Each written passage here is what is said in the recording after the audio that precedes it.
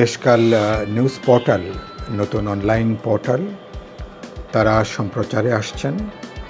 আমি এই উপলক্ষে দেশকাল নিউজ পোর্টালকে উষ্ণ শুভেচ্ছা এবং অভিনন্দন জানাই।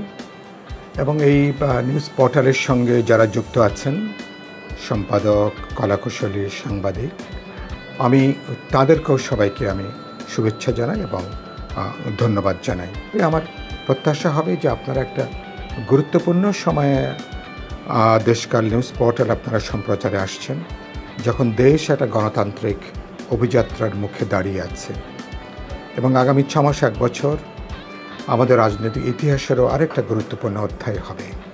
সুতরাং এরকম একটা সময়ে একটা অনলাইন নিউজ পোর্টাল আপনারা একটা দায়িত্বশীল ভূমিকা পালন করবেন, দেশপ্রেমের চেতনায় উজ্জীবিত হয়ে এবারকার আমাদের 16 বছর এবং 36 দিনের ছাত্র শ্রমিক জনতার যে হার মানা যে লড়াই, আমাদের গণ অভ্যুত্থানের যে বিজয়, এই বিজয়ের যে চেতনা যে বাংলাদেশ একটা গণতান্ত্রিক অভিযাত্রার পথে হাঁটবে, বাংলাদেশ নতুন একটা গণতান্ত্রিক পথে একটা রূপান্তরের পথে হাঁটবে, সেই প্রত্যাশা যাতে আপনাদের নিউজ পোর্টাল ধারণ করতে পারে, নিশ্চয়ই সেটা আমরা চাইব।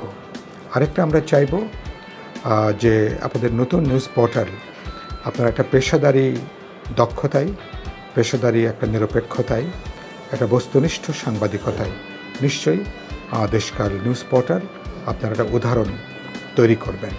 আপনাদের এই নিউজ পোর্টাল মানুষের আকাঙ্ক্ষাকে আপনারা উচ্চকিত করবেন, সামনে নিয়ে আসবেন, ধারণ করবেন, সেটা নিশ্চয়ই আমি চাইব।